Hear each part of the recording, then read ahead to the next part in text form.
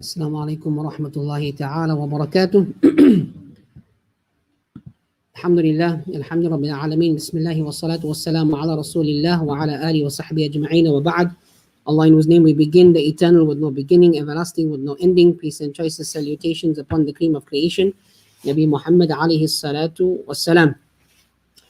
So this is our second program, alhamdulillah, on the topic of the Qur'an in context. And just to summarize from last week's program, what we discussed, for those of you who are not here and those who are joining us online via YouTube and Facebook, inshallah. So basically what we discussed last week, some preliminary observations. We said that the primary thing that a Muslim needs to understand in the 21st century that we are in is if a non-Muslim approaches you about the Qur'an, and specifically the kind of questions that they are raising are more objections rather than wanting to learn. When these kinds of questions are raised about the historicity of the Qur'an, you cannot reply with a verse from the Qur'an, because then you're going into circular reasoning. So the best way in the 21st century to answer those kind of questions would be to direct a non-Muslim to something like the Birmingham manuscript, the Samarkand manuscript, the Topkapi manuscripts, because these manuscripts that have been located are available around the world to go and view. And the Birmingham manuscript, one of the closest that takes you within the era of the Prophet ﷺ. So if someone questions that how do you know that the Quran that you have today is the same Quran that the Prophet ﷺ received, is the one that the Prophet ﷺ propagated, then we can very easily direct them to that. And then from the perspective of us analyzing what we would call the Rasmul Quran, the orthography of the Quran. Remember, so as an example, I'm very lucky our Hafiz Azhar left his Quran here. So, and especially if you all can see it, right? This orthography, Hafiz Wahid is here, Hafiz Mustafa Wahid is here also. Our local Hufaz will not be familiar with this Quran. I think this is a 15-line Quran. And what happens is, and we'll come to this in a bit. So you'll find that this Quran has 15 lines, another Quran has 13 lines. How does that fit into the kind of questions that people ask? Because if you see, there are non-Muslims out there who are enemies of Islam, and they look for avenues to confuse a Muslim. So we need to look at these kind of aspects and avenues, and how we as Muslims can find the perfect or the best possible answers, inshallah, to assist our brothers and sisters in responding. So sometimes, although the Quran has the requisite answers, but you get different things. So we said context is one thing, and then you have contents. So what's in the Quran, they also have a separate list of objections of things in the Quran. Inshallah, next week we'll cover those ones. But the context of the Quran, and the example that I gave last week was, if someone, is reading a book, any book, doesn't matter what language you're reading the book in. If someone reads the book and there's a sentence in the book, and now I want to understand the context of the sentence in the book, then the book must be able to provide the context of the sentence dealing with the situation. So you'll open to the Quran, you'll find the story of Musa alayhi salam, and then you follow the story and the context develops. That's the context of the contents that we'll call textual context. But you also get something else called historical context. Now you can open a book, read a sentence, and you'll get the textual context. But now you want to know why the author thought of that particular name for this particular character. Where was the author's thoughts? What were they doing? This is the historical context. So the first kind of objections are for the historical context of the Quran.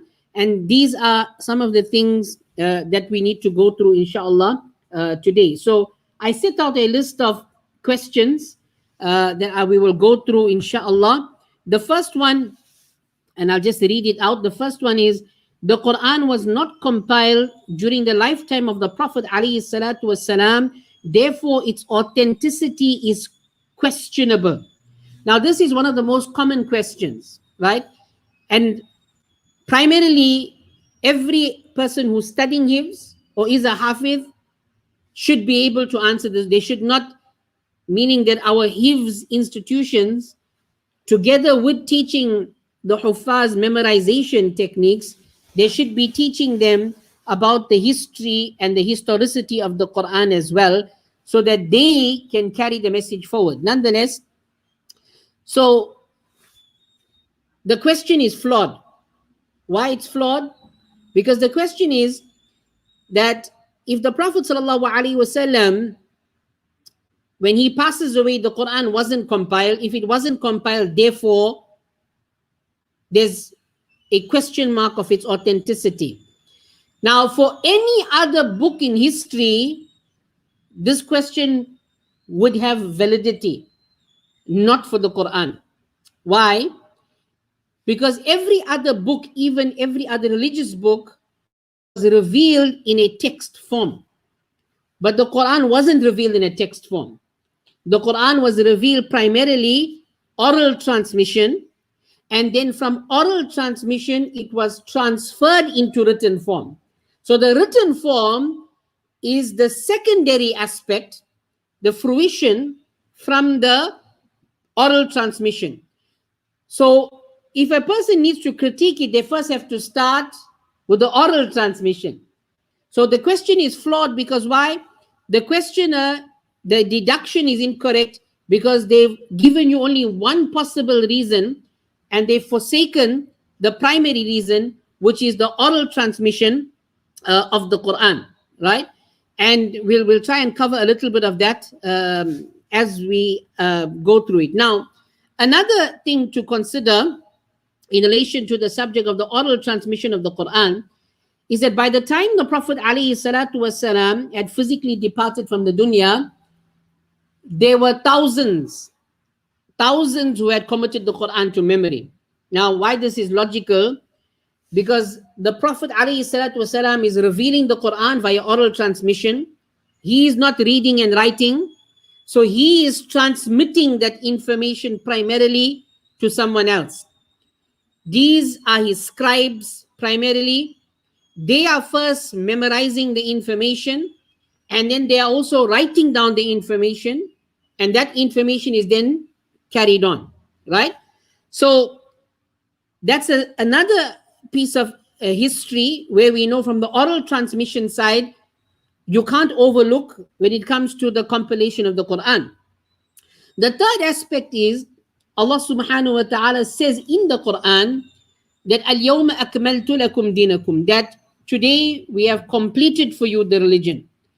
And with that, of course, we know that the Quranic message, whatever was needed to be revealed in relation to the law, that was complete. So no one can say that the Quran was incomplete because the revelation was complete.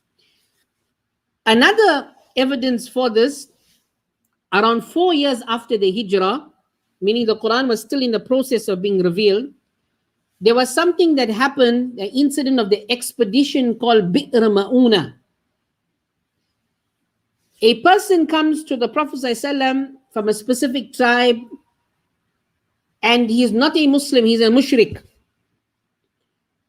And he requests or he brings gifts to Rasulullah ﷺ, and he wants with these gifts to maybe make the Prophet ﷺ inclined to something. Rasulullah ﷺ doesn't accept his gifts because he's a mushrik. Nabi Kareem alayhi salam then gives him da'wah, and then he says that, okay, your message is so good, maybe if you send some of your companions who are learned to give us the da'wah, then the people will accept. And it's by no coincidence that the area that the people were being sent to was Najd. Najd, not in Iraq, by the way, Najd in modern day Saudi Arabia. The Prophet ﷺ sent at that time 70, according to Sahih al-Bukhari, 70 huffaz. Now, of course, meaning that whatever of the Quran was revealed at that point, because the Quran was still being revealed, there were already 70 of them that he dispatched. There were many more, but he sent 70 of them. But when they reached a place called Bi'r Ma'una, these people from Najd, they betrayed the Muslims and they martyred them, except for one or two that were left alive. We don't have time to go into the narration. And they returned, and the story was told to the Prophet ﷺ, but he also had revealed, the information was revealed to Rasulullah ﷺ. The point of this narration is what? That in 4 years after the Hijrah, we know that 70 Huffaz were martyred. So from the oral transmission of the Quran, for Rasulullah ﷺ to send 70 out means how many he had? He had to have so many already, because he's not going to send all. Nobody in anything that they're doing sends all of their resources. You send the resources knowing that you're going to need to send lots more resources. So the Prophet ﷺ sent these 70 Huffaz who were betrayed by the people of the area of Najd, and they martyred these Huffaz. So for us, this is clear evidence that there were already Huffaz there. And of course, when we come later into the timeline, according to the common era, Rasulullah ﷺ passes away around 630 CE, common era. In the same year, we have the famous Battle of Yamama. And in the Battle of Yamama, we know that based on the ahadith, that many of the Huffaz were martyred. And the martyrdom of the Huffaz is what led to the compilation of the first unified Qur'an in the form of the copy of Sayyidina Abu Bakr radiallahu an, that was compiled by Sayyidina Zayd bin Thabit radiallahu an. So all of this information tells us what? That the question firstly is flawed, that if the compilation of the Prophet ﷺ was not done or done shortly after his lifetime, that it's objectionable, that's incorrect. Another reason to disprove this from the oral transmission is this: Salatul Taraweeh. Salatul Taraweeh is such an important evidence of the transmission of the Quran. Right now in South Africa, and I am fortunate enough to be sitting with 1, 2, 3 Huffaz, 2 almost complete, inshallah. The others, inshallah, Amin. Right? In a small place like Durban, South Africa, we have more than 500 masajid. And in almost each of these masajid, there is Salatul Taraweeh. Alhamdulillah, 20 rakats. Right? 20 rakats. I don't know any masjid in Durban that's doing 8. If there's 8, it's not a masjid. It's a private quarters. Okay? In these Taraweeh gatherings, the floor is open for anyone to correct the Hafiz. So why is the floor open? Because from the time of the Prophet ﷺ, this transmission also of the Quran was open.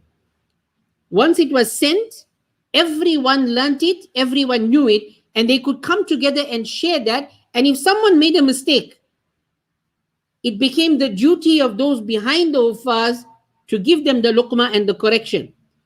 This process, through what we call mass transmission, for 1400 years now, has been carrying on.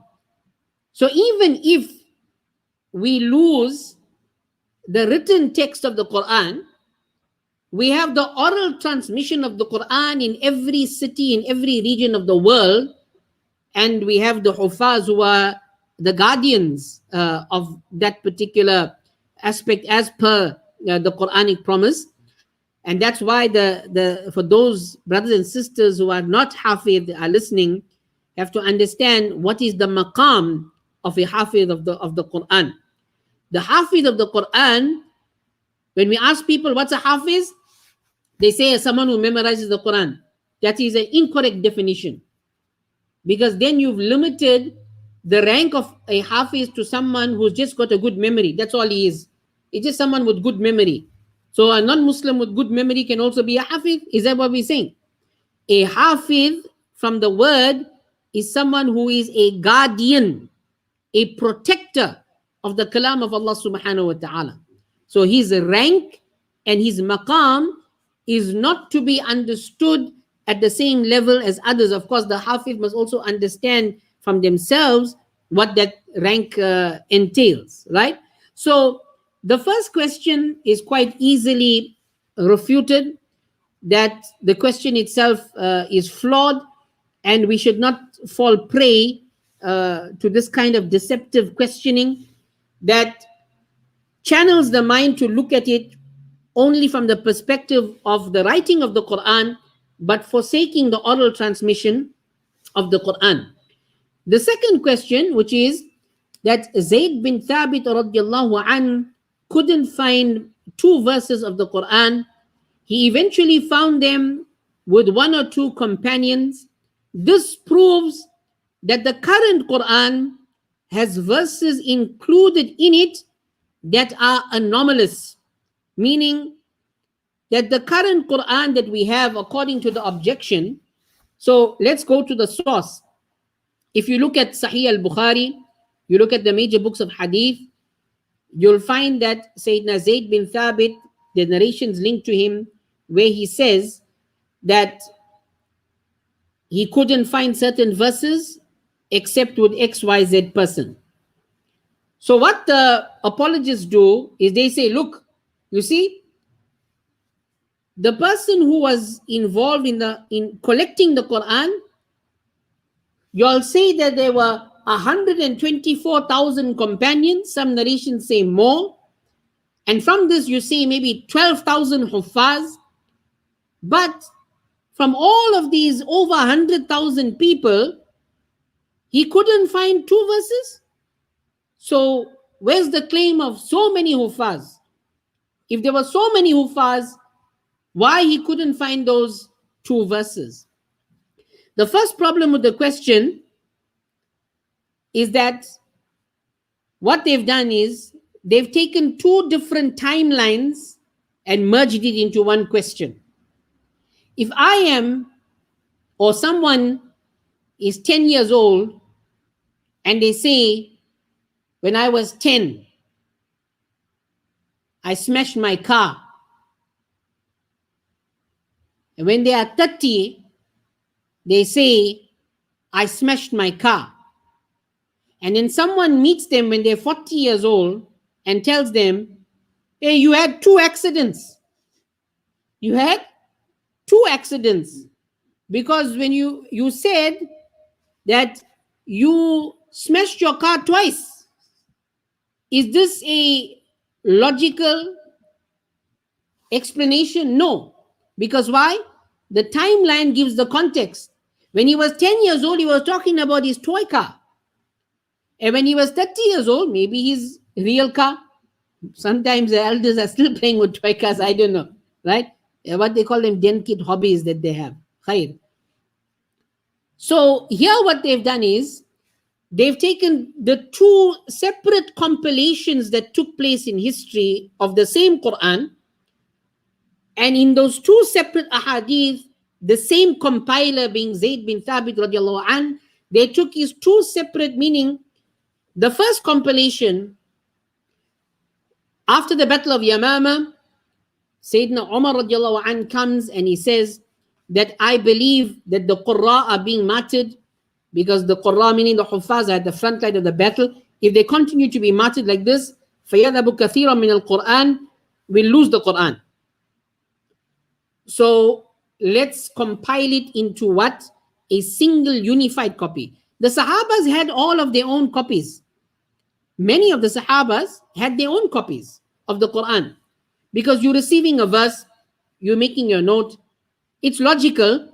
You can't expect a Sahabi who accepts Islam at 10 AH to have the same copy of Quran as someone who accepted Islam in the second year of Makkah.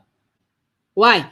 Because now when he accepts Islam at 10 AH, when the revelation is coming at 10 AH, he's going to start his copy from there. So their copies are different, but the oral transmission, they're following what? The divine instruction of Rasulullah sallallahu alaihi wasallam. Like in the hadith where Rasulullah sallallahu alaihi wasallam, if you open the Quran, you'll find Surah Fatiha, you'll find Surah Baqarah, you'll find Surah Al Imran, you'll find Surah Nisa, right? In this sequence, Rasulullah sallallahu alaihi wasallam in hadith, he used to read, and people talk about Taraweeh being long. He used to read in 2 rakats. He would read Surah Baqarah, and then he would read Surah Al Imran, and then he would read Surah Nisa, and then he would read 4 or 5 surahs. Now, yes, it may be long, but we're forgetting who was reading. So we would have probably been so engrossed with the tilawa of Rasulullah sallallahu alaihi wasallam, you wouldn't have noticed the time and the length and the duration of the rakat. So as we see the current sequential order of the surah, we see that is how Rasulullah sallallahu alaihi wasallam also read it. So it's in congruity. That's what we would call it, right? So when Sayyidina Zayd bin Thabit radiallahu anh was asked to compile the first copy, this is in the second, meaning Rasulullah passes away within 1 year.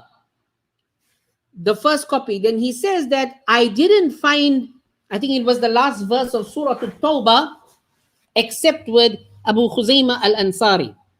So this is where he mentions the first time. Then the entire reign of Sayyidina Umar bin al-Khattab carries on. Then is the second compilation, which is taken from this one. So they try to confuse Muslims and say, okay, oh, you got a second compilation. What was wrong with the first one? No. Sayyidina Abu Bakr radiallahu anhu's compilation was just to have one unified copy in case it was needed. Now look at the wisdom, because it was needed.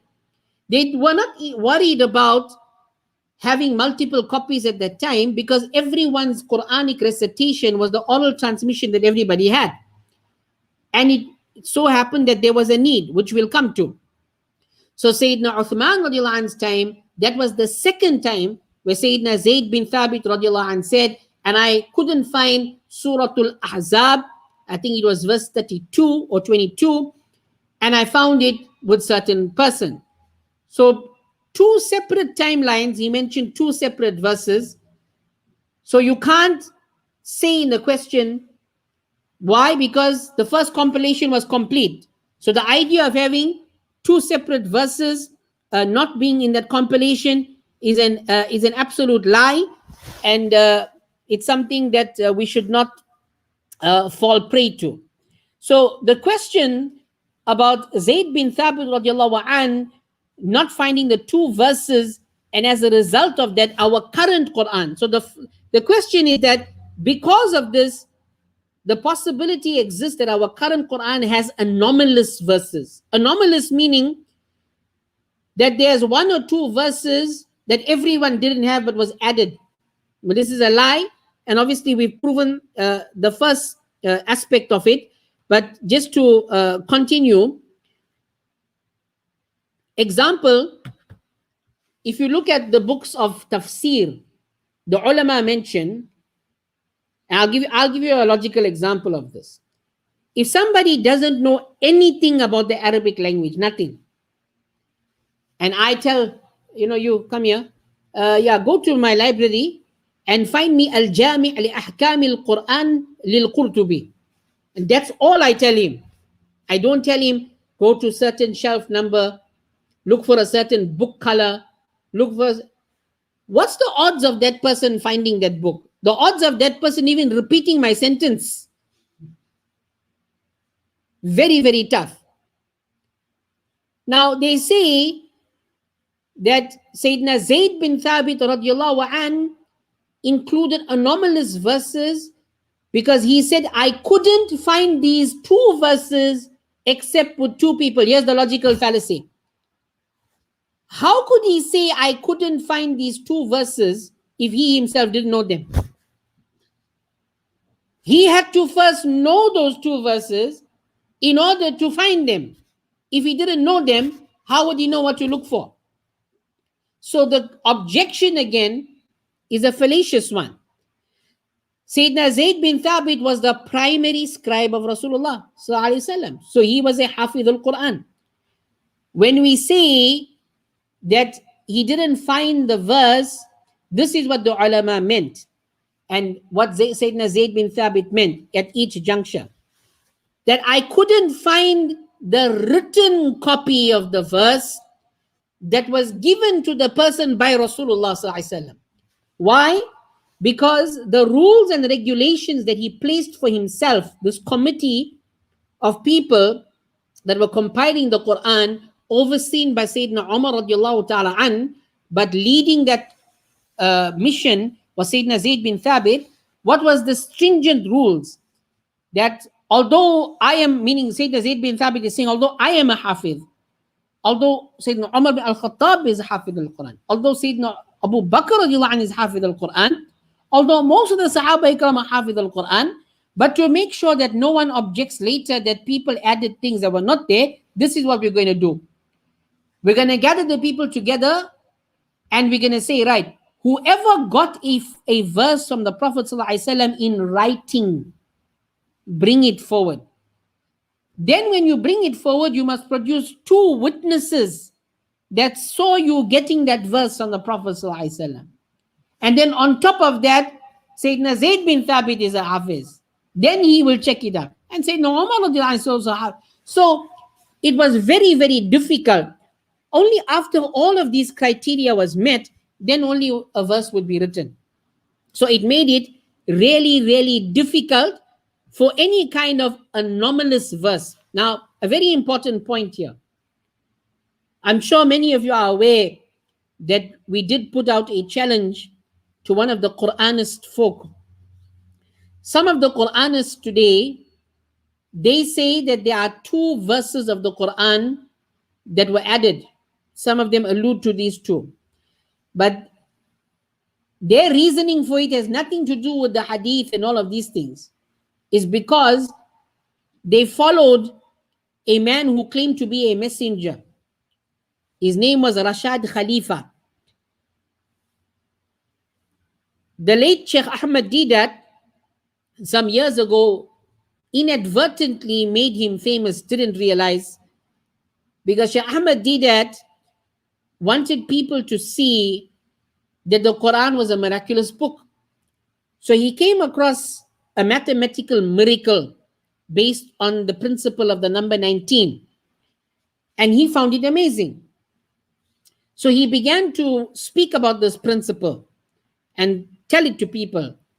And the person who kind of discovered this principle, not on his own, he had to use computers to help him with this principle, was a person who was from Egypt, and he was a chemist, biochemist called Rashad Khalifa.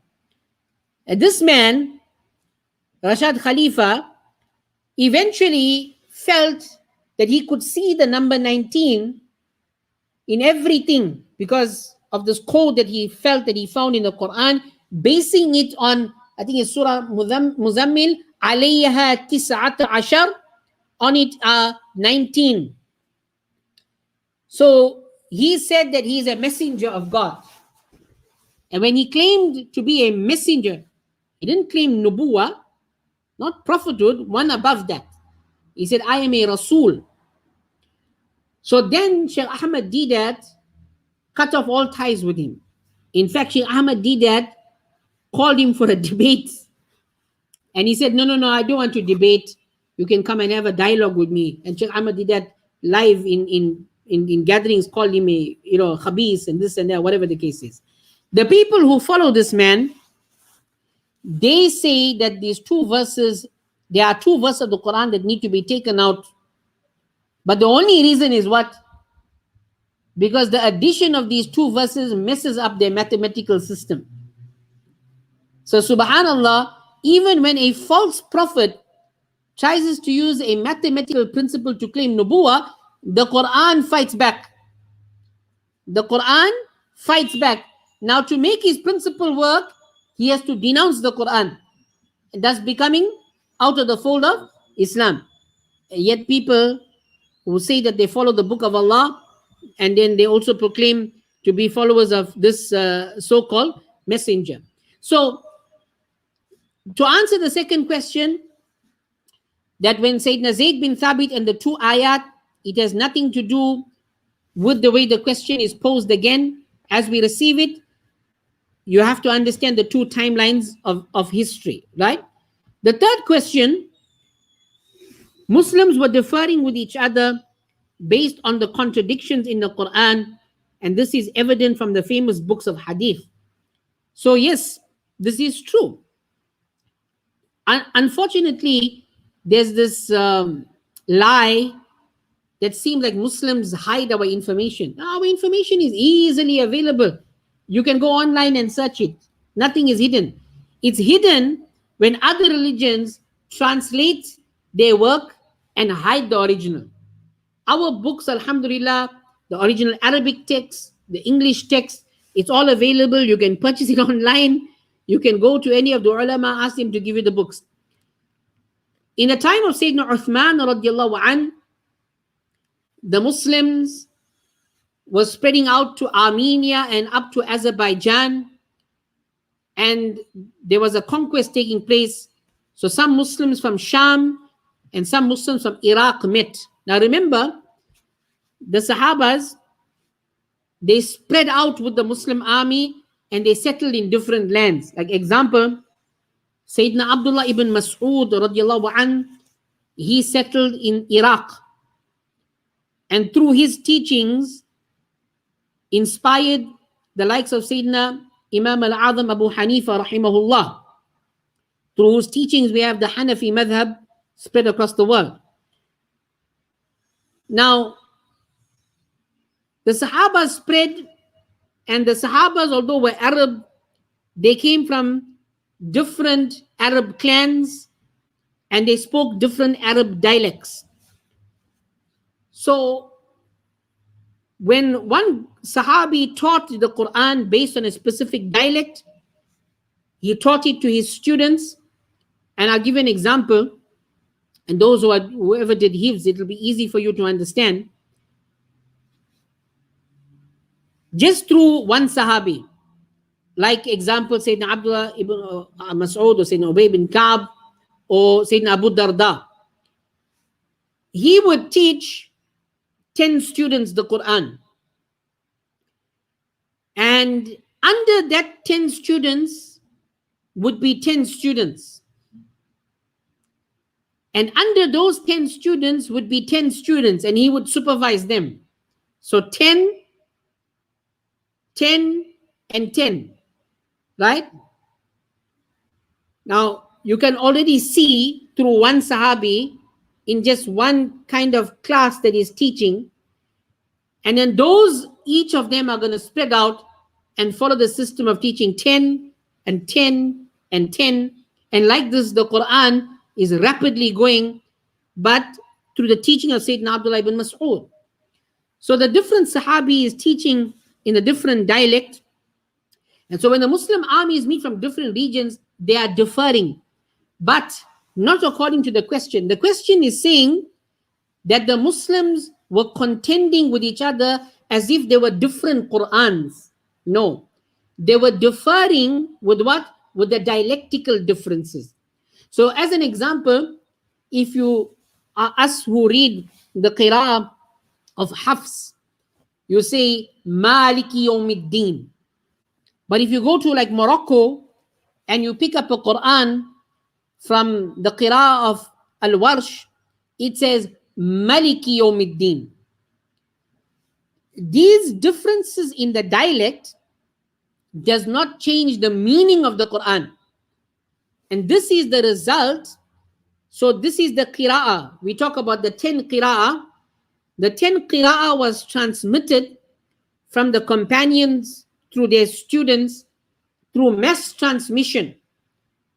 Anyone who claims to read the Quran can only have the Quran through the 10 qira'ah. Meaning, any type of recitation of the Quran has to fall within the transmission of the 10 qira'ah. If it's outside the 10 qira'ah, we don't recognize it because it's not mass transmission. Then Rasulullah said that the Quran was revealed upon 7 ahruf, 7 letters. These letters are like the example I gave you, where you can get Malik and you get Malik. The ahruf result in the 10 transmissions, but it's not a change in the meaning of the Quran. Now, I don't understand why non-Muslims get confused by this. Example, the word schedule and the word schedule is spelled the same, said differently based on where you come from, right? Even from a dialectical point of view, a person in America will say zebra, and a person like in South Africa will say zebra. A person in South Africa will say garage. A person in the UK says garage. Took me a long time to get that one when I moved there, right? So these are simple things how we can explain to the non-Muslim that it's just a dialectical difference. It doesn't mean that the Quran is changed. So when we say that, as an example, you get in this 15-line Quran, so what the Christian missionaries and the apologists and the atheists will do, they'll tell the unsuspecting Muslim, they'll say, right, turn to page 327 on your Quran, because they know that your Quran is a 13-line Quran, and then this person has a 15-line Quran, and they'll say, right, start at the top. Oh, no, see, your Quran and my Quran is different. They say, why your Quran is different? This has to do with the orthography of the Quran.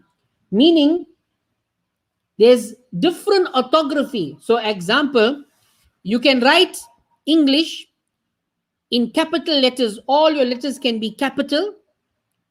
You can have the starting of a word in capital and the rest in lowercase. But it's still English, na? And you can have cursive.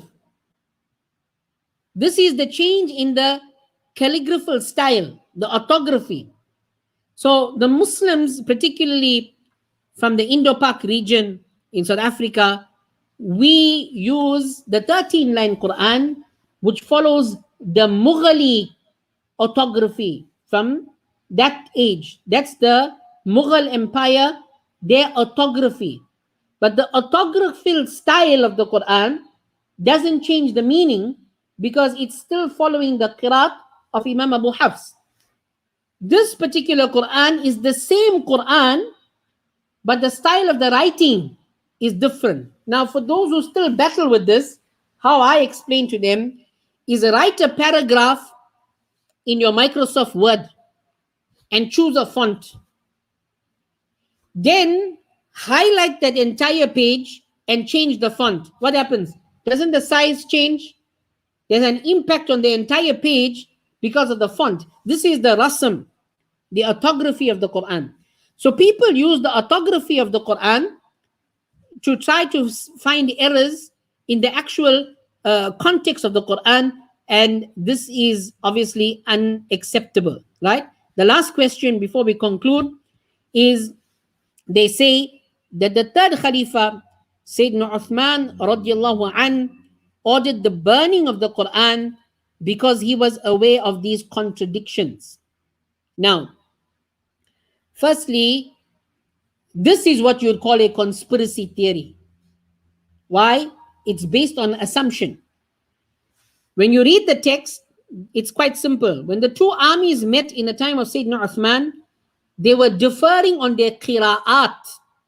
It says, one would say, my qira'ah is better. The other would say, my qira'ah is better. He would not say that my Quran in its meaning what Allah intended is superior to what your Quran in its meaning is superior.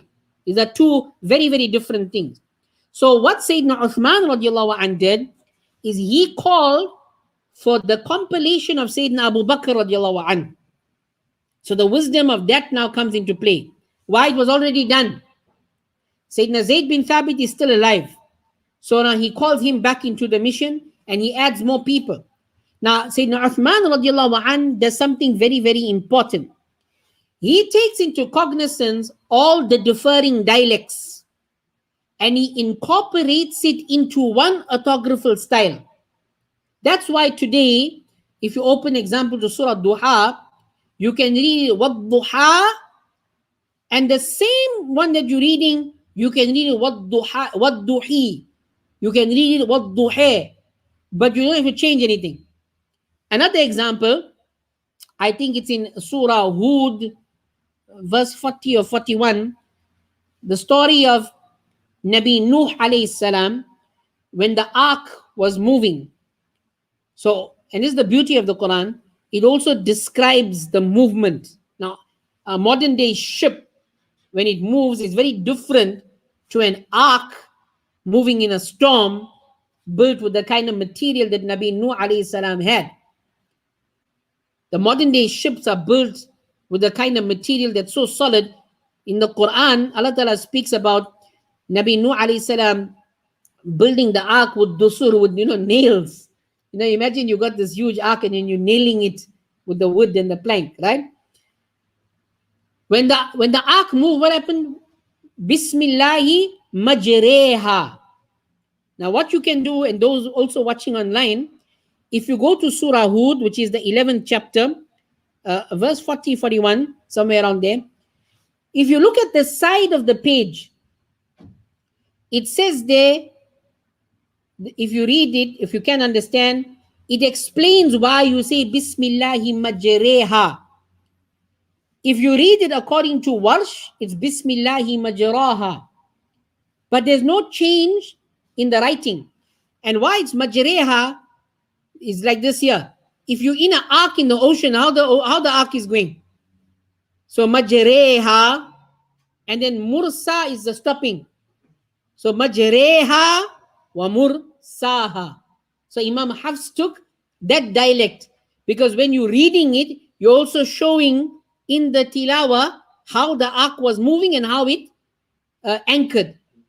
But the other Imams of Qira'at, through the Sahaba, they chose the subtle recitation. But it doesn't impact the actual orthography and the rasm of the Quran. So Sayyidina Uthman radiallahu anh, and this is why we call him Jami'ul Quran. And then he took these copies, and why did he burn or order the burning of the Quran? The ulama, some of the historians who went into detail, said he didn't actually burn Qurans, but of course it's not very clear. But some say that what he did is he ordered people, if they had Qurans, to wipe off the ink and burn the actual Mus'haf copies. But irrespective, the wisdom behind what he did was that since now they had one united copy based on the copy of Sayyidina Abu Bakr, which is the agreed upon copy that all of the Sahabas agree upon, that was from Rasulullah SAW, with no change. Then the decision was that he sent 7 copies to the Muslim states. So Basra, Kufa, Sham, Bahrain, Makkah, Medina. And with that, he sent a master reciter to explain the Quran. And the order was all other existing copies that do not conform with this now must be burnt. Why it must be burnt? Look at the wisdom. Imagine if he didn't give this order and they find copies of the Quran today and they don't know this history, what new fitna they'll start? They'll start saying, oh, look, that Quran was different, this and what the Muslims got. So there was a great wisdom. Burn other copies that do not conform with this to avoid Muslims falling into dispute, and we have one original unified copy of the Qur'an. Now, there were other Sahabas who had their own personal copies, meaning the senior Sahabas, this rule didn't apply to them. So you have example, Sayyidina Abdullah ibn Mas'ud, radiallahu an, he didn't want to do it. He didn't have to. He's a senior Sahabi. He's a master reciter of the Quran. He doesn't need to do that. It's not for him. It's for those people who the Muslim lands are being conquered and they don't know. You'll find Sahabas, they used to, example, if you're a student in a class and you come to learn, when the teacher is teaching, if you attend like like studies now, you'll make a note. So some of the Sahabas in their personal copy, they used to make a note. So what some of these people do, they say, oh, see, we have a Quran with something different. No, it's just a note that a Sahabi made. So these diacritical marks are not errors in the Quran. These are objections that these people make that have no basis, and we shouldn't fall into that. So inshallah, in next week's lesson, now that we've covered the historicity from the objection side, we're going to go into some objections that are inside the Quran that they ask about, that they discuss in their own circles, that they raise objections, and that we as Muslims, if we come across them, how do we respond? How do we take it forward? If there's any questions, we can take it. Those who are online, if there's any questions, you can send them through. Otherwise, you can forward them, inshallah, for next week's dars, and we'll try to cover it there, inshallah. اللهم صل على سيدنا مولانا محمد وعلى آل سيدنا مولانا محمد وأصحابه بارك وسلم. اللهم ربنا آتنا في الدنيا حسنة وفي الآخرة حسنة وقنا عذاب النار واحشرنا يوم القيامة مع الأبرار يا عزيز يا غفار يا رب العالمين. اللهم ربنا فاغفر لنا ذنوبنا وكفر عنا سيئاتنا وتوفنا مع الأبرار. وصل اللهم على سيدنا مولانا محمد وعلى آله وأصحابه أجمعين برحمتك يا أرحم الراحمين وبحق لا إله إلا الله محمد رسول الله صلى الله تعالى عليه وسلم.